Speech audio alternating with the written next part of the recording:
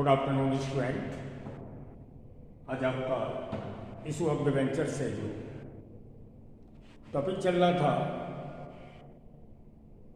Issue of debentures for consideration other than cash, इसका work तो वैसे शेयर में हो चुका है इशू ऑफ शेयर्स में। तो इससे रिलेटेड मैंने कल एक क्वेश्चंस कराया था नंबर 13 गुंजन लिमिटेड के नाम से। तो एक और क्वेश्चंस कराए देते हैं, काफ़ी अच्छा क्वेश्चंस है, छोटा सा है, 3 मार्क्स में है। इसी से आगे कल जो क्वेश्चंस कराया था 13, उसी से ठीक आगे क्वेश्चन नंबर 14 जिसका आंसर मैं आपको करा रहा हूँ।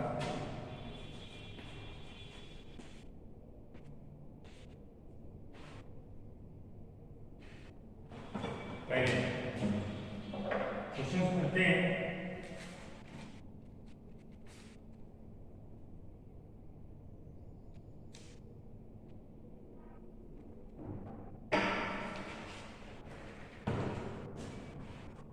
कल जो क्वेश्चन 13 कराया था उससे आगे number 14, Y limited purchase machinery for ₹90,000, half the amount was paid in cash and remaining half by issue of 12% debentures 100 each at a discount of 10%।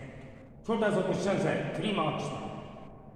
कल जो कराया था क्वेश्चन वो 4 मार्क्स के लिए था, उसमें कुछ वर्कनोट करना पड़ता था। इसमें 3 मार्क्स में ज़्यादा वर्कनोट नहीं होता, केवल एक नंबर ऑफ शेयर्स निकालने पड़ेंगे। तो मैं आपको ये एक छोटा सा क्वेश्चन करा रहा हूँ।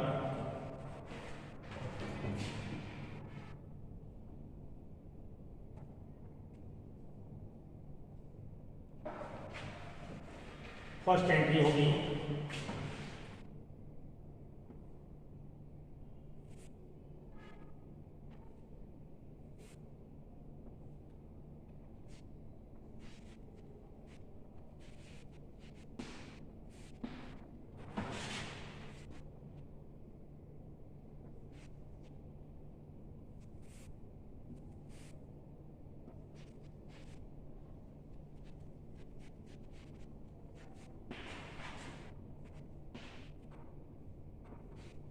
मशीनरी अकाउंट दिया,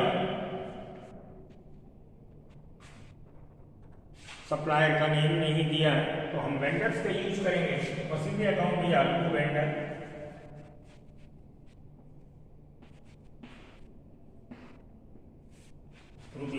₹90,000,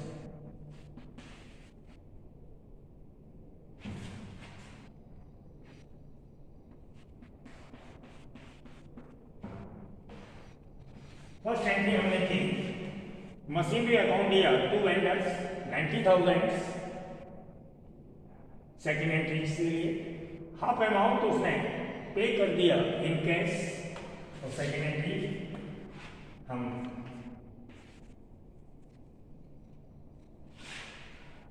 वेंडर्स अकाउंट दिया टू कैश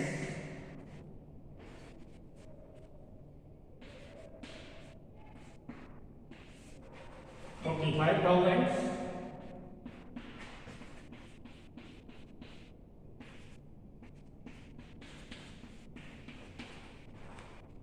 मशीनरी अकाउंट दिया टू वेंडर्स।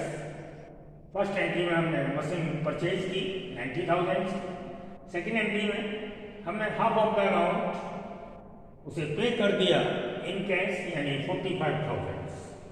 अब third entry, remaining amount by issue of debentures 12% of ₹100 each at 10% discount, यानी रिमेनिंग अमाउंट जो बचा हुआ है बैलेंसिंग अमाउंट उसे डिबेंचर्स इशू कर दिए गए ₹100 वाले डिस्काउंट पर 10% पर।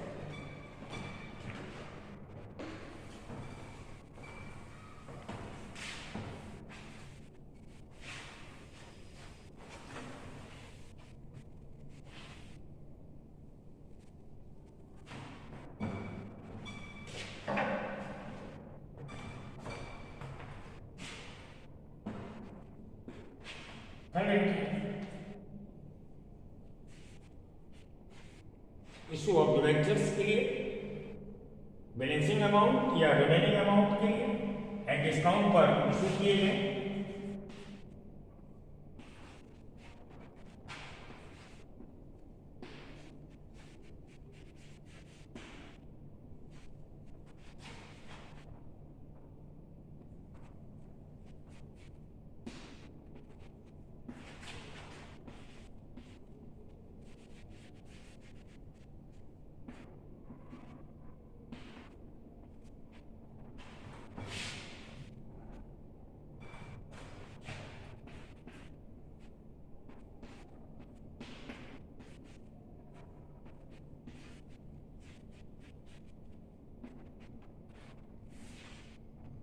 डिवेंचर इशूड एट डिस्काउंट के लिए हमने एंट्री की, वेंडर्स अकाउंट दिया, discount on issue of debenture account दिया to 12% debentures.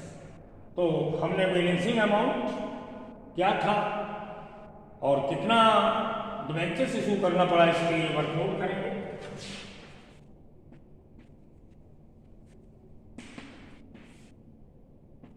Number of debentures issued के लिए, तो हमें नंबर ऑफ डिवेंचर्स जो इशू किए गए हैं वो कैलकुलेट करने हैं। तो हमारा टोटल ड्यू अमाउंट था 90,000।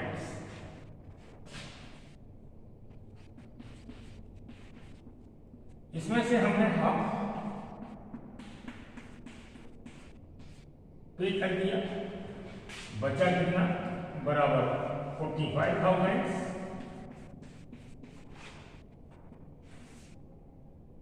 इस पर हमने डिवेंचर्स इशू किए ₹100 का एक डिवेंचर से 10% डिस्काउंट में, डिस्काउंट माइनस हमारा अमाउंट बचेगा 90 और नंबर ऑफ डिवेंचर्स आ जाएंगे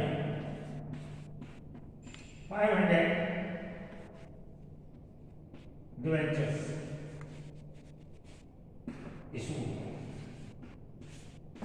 नंबर ऑफ डिवेंचर्स कितने इशू होंगे, 500। इससे हम अपना अमाउंट फिल करेंगे, यानी 500 डिवेंचर्स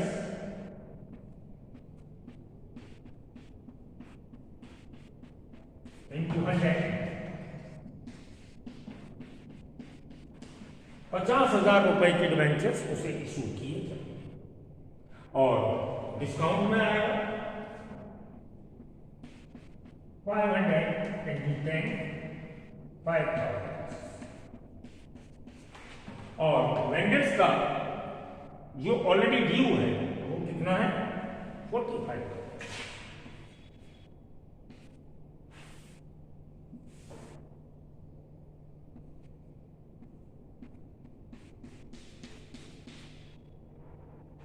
इस तरीके से ये क्वेश्चन आपका पूरा हुआ।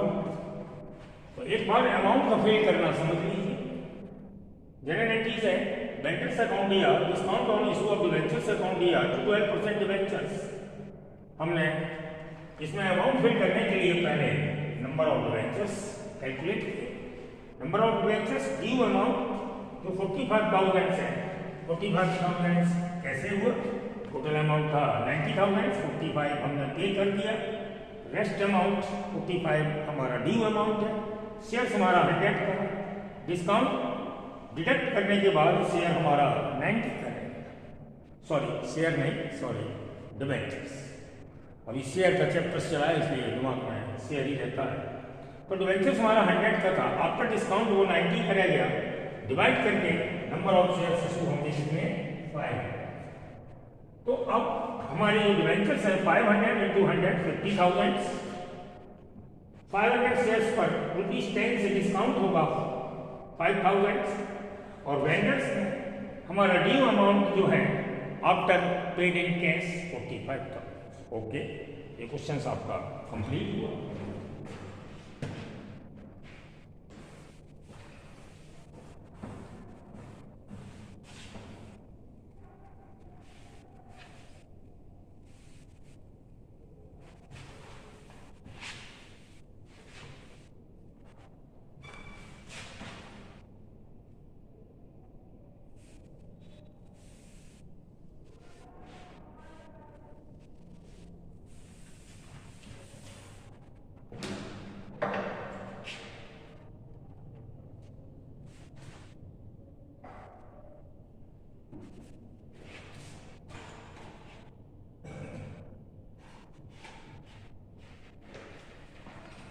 अब इस टॉपिक के बाद यानी other than cash issue of debentures, without cash अभी हमने डिवेंचर्स के इशू का वर्क किया था।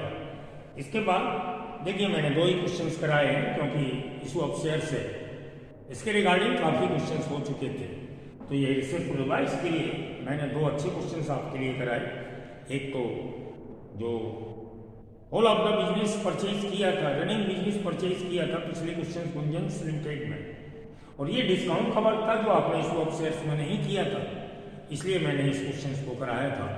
इसके बाद एक न्यू टॉपिक है, ये भी छोटा टॉपिक है, issue of debentures as collateral securities. Issue of debentures as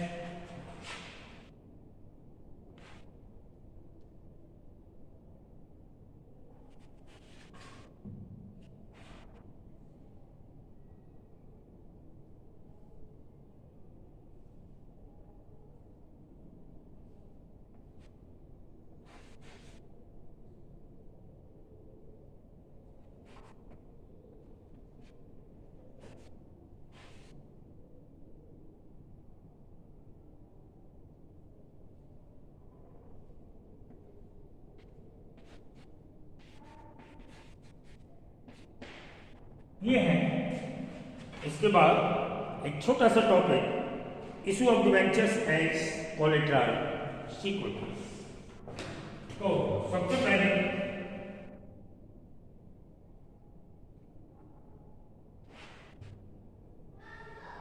हमें ये जानना है कि कोलेटरल सिक्योरिटीज क्या होती है,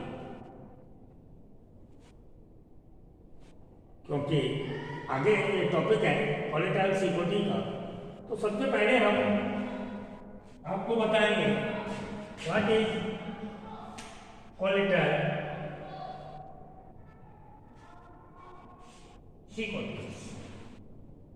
तो इसका meaning, collateral security means additional या सेकेंडरी या सब्सिडरी सिक्योरिटी। मैंने 3 नाम बताए, collateral securities means additional securities या सेकेंडरी सिक्योरिटीज या सब्सिडरी सिक्योरिटीज।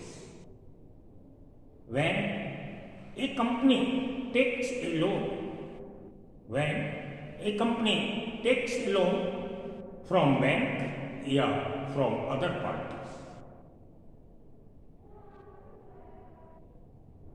द कंपनी में deposit debentures with lending agency as collateral securities.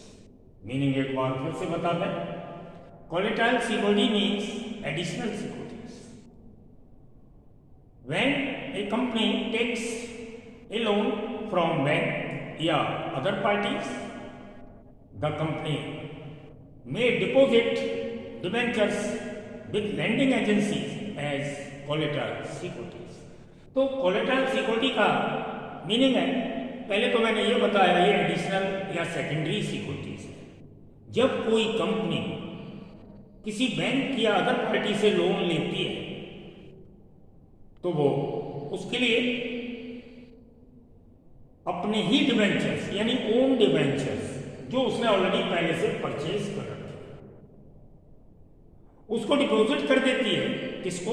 Lending agency को, एक कोलेटरल सिक्योरिटी के रूप में यानी सब्सिडरी सिक्योरिटीज के रूप में। इस टॉपिक से रिलेटेड एक सॉल्व क्वेश्चन 3 मार्क्स में आता है। इसके आने के 2 टाइप्स होते हैं। कभी तो इससे रिलेटेड जर्नल एंट्रीज पूछी जाती हैं, तो इससे रिलेटेड 2 एंट्री होती हैं जर्नल में।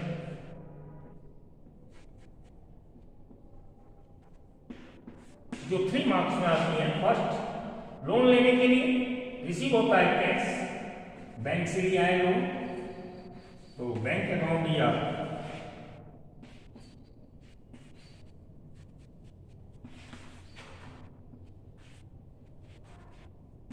बैंक लोन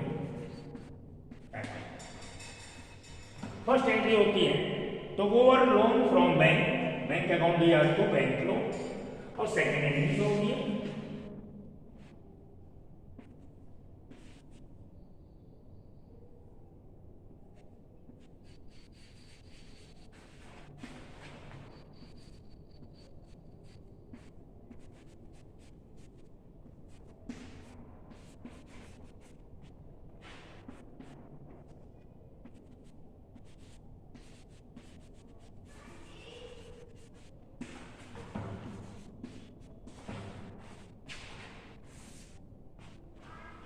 अगर सेपरेट क्वेश्चंस में इससे रिलेटेड जनरल एंट्रीज पूछी जाती हैं तो ये 3 मार्क्स में आती हैं। 2 एंट्री हमें देनी पड़ती है, बैंक अकाउंट या तो बैंक लोन अकाउंट, और सेकेंड एंट्रीज होती है डिवेंचर सस्पेंस अकाउंट ही आती है। ओके, और ये तो 3 मार्क्स में फर्स्ट जनरल एंट्रीज पूछते हैं और सेकंड में वो इन एंट्रीज से रिलेटेड आपकी बैलेंस शीट भी पूछ सकता है। तो बैलेंस शीट के बारे में मैंने आपको बताया था जब शेयर में शुरू के कुछ क्वेश्चंस में बैलेंस शीट आई थी, तो मैंने कहा था बैलेंस शीट का वर्क आपकी थर्ड बुक या थर्ड पार्ट में पूरा यूनिट दिया गया है। जब आपका थर्ड पार्ट चलेगा तब मैं आपको उस यूनिट को बैलेंस शीट के रूप में एक अच्छे से डीपली उसका वर्क कराएंगे। तो यहाँ अगर हम शॉर्ट में अभी आपको बैलेंस शीट बता दें तो आपको ठीक से समझ में नहीं आ सकती, क्योंकि उसका पूरा फॉर्म है, पूरा उसका एक फॉर्मेट है। उसके अकॉर्डिंग आपको थर्ड पार्ट में बैलेंस शीट कराई जाएगी, तभी हम शेयर से रिलेटेड बैलेंस शीट कराएंगे, कोलेटरल सिक्योरिटी से भी रिलेटेड बैलेंस शीट कराएंगे। तो अभी इस कोलेटरल सिक्योरिटी से रिलेटेड हम केवल जनरल एंट्रीज करा रहे हैं और इसका एक क्वेश्चंस भी कराएंगे।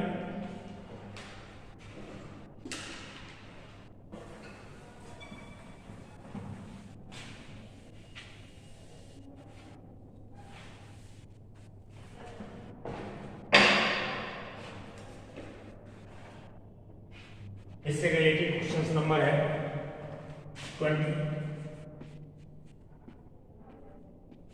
जिसका आंसर आपको करा रहे हैं। क्वेश्चन नंबर 20 के लिए आपकी बुक में डिफरेंट नंबर भी हो सकता है, अलग से कोई नंबर हो सकता है, तो हम कंपनी नेम दिए देते हैं। जैसे हमेशा हम आपको किसी भी क्वेश्चंस का कंपनी नेम बता देते हैं, जिससे आपका क्वेश्चंस क्लियर हो जाए कि हम कौन सा क्वेश्चंस करा रहे हैं। तो SC कंपनी नेम है,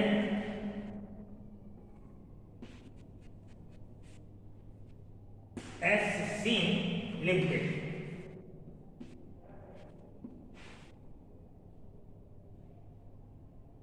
इस नाम से अपने क्वेश्चंस को देखिए। क्वेश्चन नंबर 20 का हमारी बुक में कंपनी का नेम है SC लिमिटेड। आपको क्वेश्चंस मिल जाएगा आपकी बुक में। तो फर्स्ट हम क्वेश्चंस को पढ़ते हैं। SC लिमिटेड ऑब्टेन्ड ए लोन ₹5 लाख। इस कंपनी ने लोन लिया है 5 लाख रुपीज का from state bank of India at the rate of 10% interest. Company issued ₹7,50,000 10% debentures of 100 each in favor of State Bank of India as collateral securities. Pass the journal entries for above transactions. इसके लिए हमें general entries देनी है इस transactions के लिए।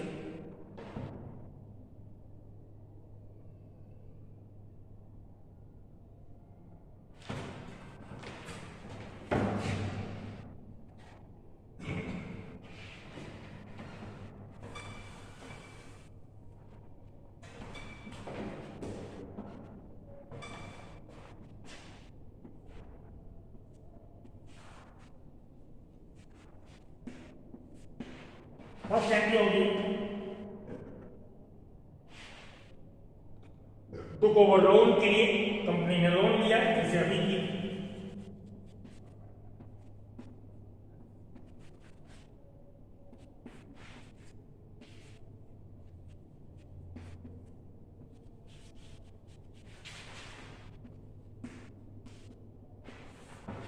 Loan लिया है 5 लाख।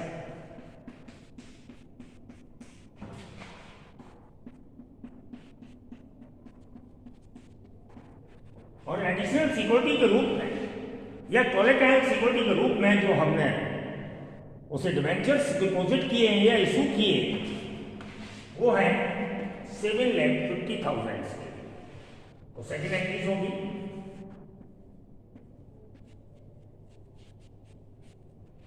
डिवेंचर सस्पेंस अकाउंट या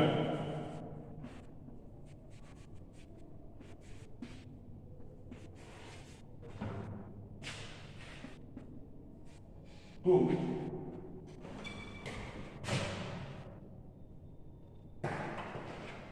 10% debentures.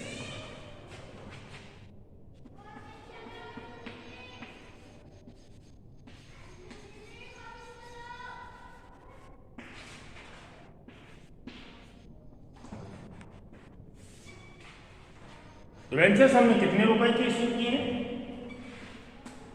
7,50,000।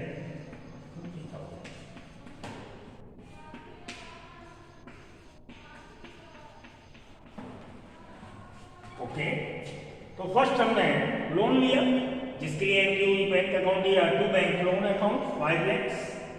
सेकेंड हमने डिवेंचर्स जो इशू किए, डिवेंचर सस्पेंस अकाउंट दिया टू 10% डिवेंचर्स 7,50,000। आप सोच रहे होंगे कि हमने 5 लाख का लोन लिया तो डिवेंचर्स हमें 7,50,000 के क्यों इशू किए? आपने देखा होगा मार्केट में एक जनरली लोग अपना गोल्ड यानी सोना गिरवी रखकर लोन लेते हैं, तो ये भी एक अपने डिवेंचर्स गिरवी रखती है। कोलेटरल सिक्योरिटी का मतलब एक अपनी सिक्योरिटीज, एडिशनल सिक्योरिटीज कोलेटरल के रूप में हमने गिरवी के रूप में उसको दे दिए। तो हम कभी किसी से गोल्ड या सोना गिरवी रखकर बैंक से या किसी से भी लोन लेते हैं, तो आप लोन लेंगे 5,000 रुपए, तो सोना गिरवी रखते हैं उससे ज्यादा था।